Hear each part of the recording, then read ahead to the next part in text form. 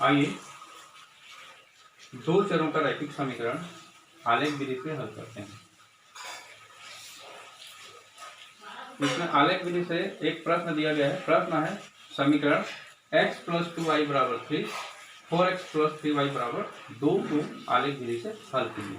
तो यहाँ पर हम प्रश्न को हल में लिखते हैं। पहले समीकरण को लिख लेते हैं। समीकरण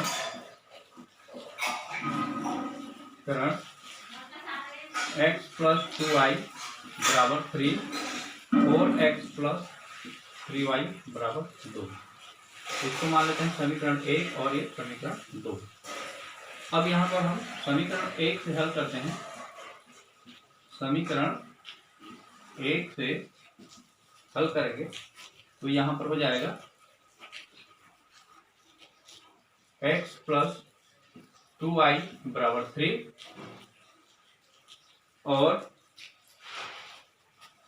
से x + 2y = 3 से इसको हम हल करेंगे तो यहाँ पर जैसे हम लिखते हैं 2y = 3 - x, y बराबर हो जाएगा 3 - x/2। तो इसको हम इस प्रकार लिख सकते हैं। इसमें x का मान को रखना है तो x का मान रखने के लिए y का मान निकाला जाता है। तो x का मान हम रखते हैं यहाँ पर। यदि हम x बराबर 1 रखने पर 1 रखेंगे तब ये हो जाएगा y बराबर 3 - 1/2, अर्थात ये हो जाएगा 3 - 1/2। तो यहाँ पर हम 3 में 1 माइनस कर देंगे तो 2/2 प्राप्त हो जाएगा। इसका मान 1 प्राप्त होगा। तो यहाँ पर y बराबर 1 लिखिए। इसी प्रकार यदि हम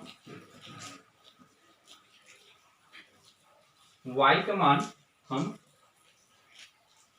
-1 रख देते हैं। x बराबर -1 रखने पर x का मान -1 रखने पर तो y का मान प्राप्त हो जाएगा 3 - 1 - 1/2, अर्थात 3 + 1/2। तो y बराबर हो जाएगा 4/2, अर्थात 2। तो y का मान प्राप्त हो जाएगा 2। यहाँ पर हम 2 से इसको भाग कर सकते हैं। अब इस समीकरण से एक टेबल बनाते हैं।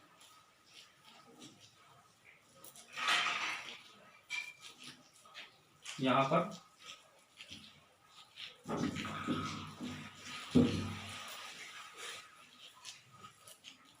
इस प्रकार एक टेबल बनाते हैं। यहाँ x लिख देते हैं, यहाँ y। x का मान 1 है तो y का मान प्राप्त हो गया 1, और x का मान 1 है तो y का मान प्राप्त हो गया 1 है तो y का मान प्राप्त हो गया 2। इसी प्रकार हम समीकरण 2 से लेते हैं। यहाँ पर हम समीकरण 2 को ले लेते हैं। इसमें अधिकतम 2 मान ले लिए हम। अब समीकरण 2 से समीकरण 1 ऐसे फिर से इसको हम हल करते हैं। तो यहाँ पर हो जाएगा 4x + 3y = 2। 3y बराबर x को इधर पक्षांतर कर देते हैं, x पक्ष को। तो यहाँ पर हो जाएगा 2 ऋण 4x। तो y बराबर हो जाएगा 2 ऋण 4x/3। अब यहाँ पर हम जैसे इसमें x का मान रखे हम 1 और ऋण 1, इसी प्रकार इसमें भी हम x का मान रखेंगे। तो यहाँ पर हम यदि x बराबर यहाँ पर हम ऋण 1 रख देते हैं, या x का मान हम ऋण 1 रख देंगे तो प्राप्त हो जाएगा ऋण 1 रखने पर। तो यहाँ पर y बराबर हो जाएगा 2 - 4 × ऋण 1/3। तो y बराबर प्राप्त हो जाएगा 2, ये हो जाएगा +4/2, अर्थात 6/2 इक्वल टू हो जाएगा ये 3। y का मान कितना प्राप्त हो जाएगा, सॉरी यहाँ पर हम ये 2 ना लिख 3 लिखेंगे, यहाँ पर ये हो जाएगा 6/3 अर्थात ये 2 प्राप्त हो गया। इसी प्रकार यदि हम x बराबर हम 2 रखते हैं, x का मान हम 2 रखेंगे, 2 रखने पर y का मान प्राप्त हो जाएगा 2 - 4 × 2/3। y बराबर प्राप्त हो जाएगा 2 - 8/3 अर्थात -6/3। 3 में इसको कैंसिल कर देंगे तो -2 प्राप्त हो गया। तो यहाँ पर y = 2 और यहाँ पर y = -2 प्राप्त हो गए। अब पहला समीकरण इस प्रकार चार्ट बनाए, इसमें भी हम एक छोटा सा चार्ट बनाते हैं।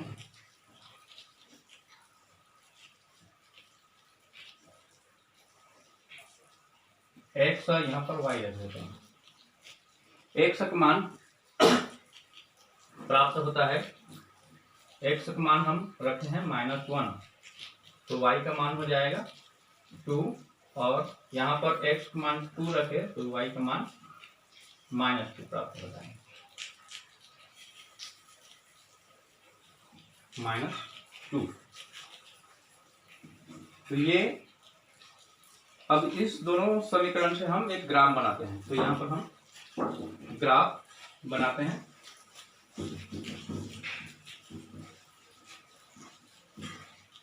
स्केल की सहायता से हम एक ग्राफ दर्शाते हैं। तो यहाँ पर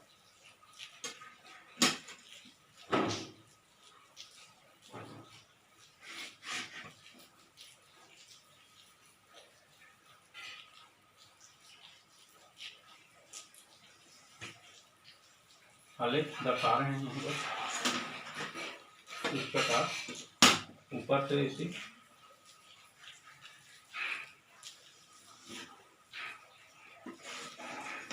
ये प्राप्त हो गए।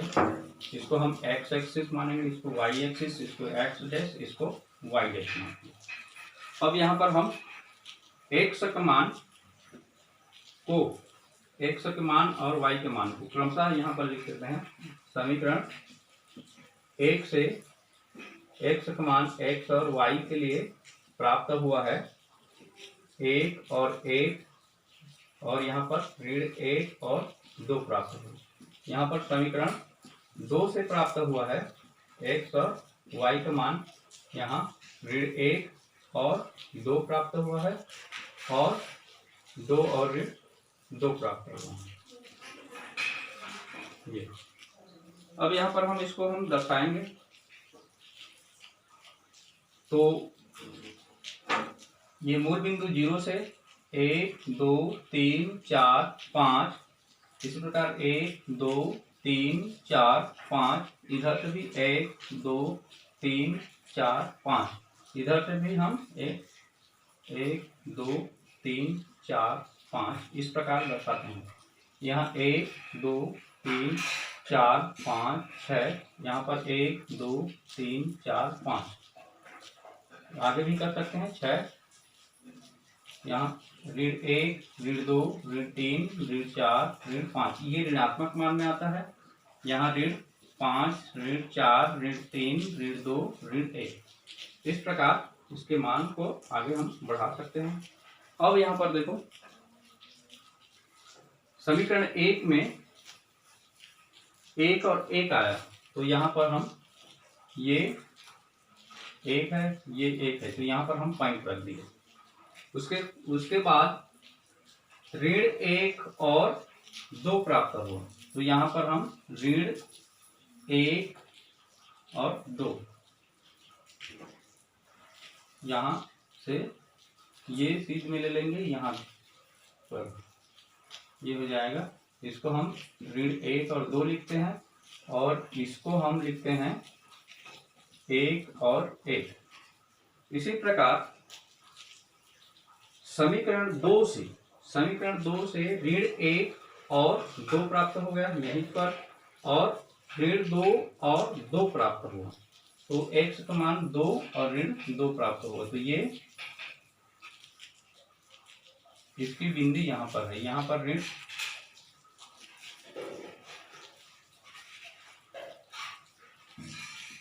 2 और ऋण 2 लिख सकते हैं। अब इसको हम स्केल की सहायता से एक सीधी लकीर खींचेंगे इस प्रकार।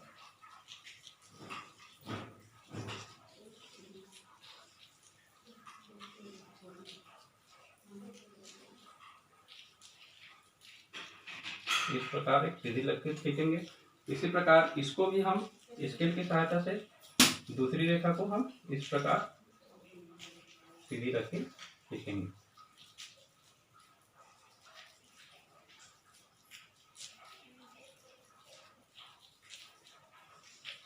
ये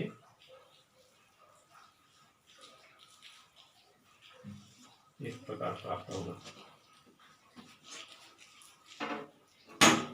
ये ग्राफ तैयार हो गया। इसको पहला समीकरण का मानेंगे, इसको आगे थोड़ा सा बढ़ा देते हैं। आगे बढ़ाने से ये समीकरण हम लिख सकते हैं। तो इसको इधर थोड़ा सा आगे बढ़ा दिए। यहाँ पर हम लिखते हैं पहला समीकरण है x + 2y = 3, और दूसरा समीकरण है यहाँ पर लिख देते हैं 4x + 3y = 2। तो इसका आलेख इस प्रकार प्राप्त होगा। ये निकाय का एक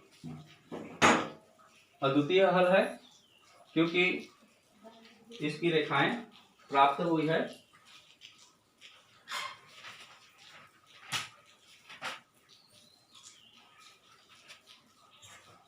इस आलेख से स्पष्ट है,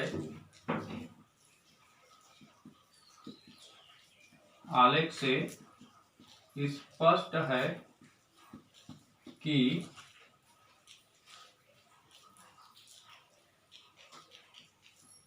समीकरण के दो प्रतिच्छेदी रेखाएं प्राप्त हुआ है।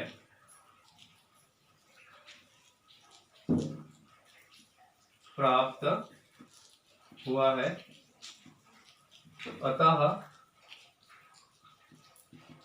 यह समीकरण निकाय समीकरण का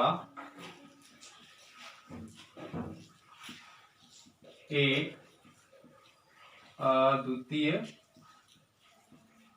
हल है। अतः x = -1 और y = 2 प्राप्त हुआ।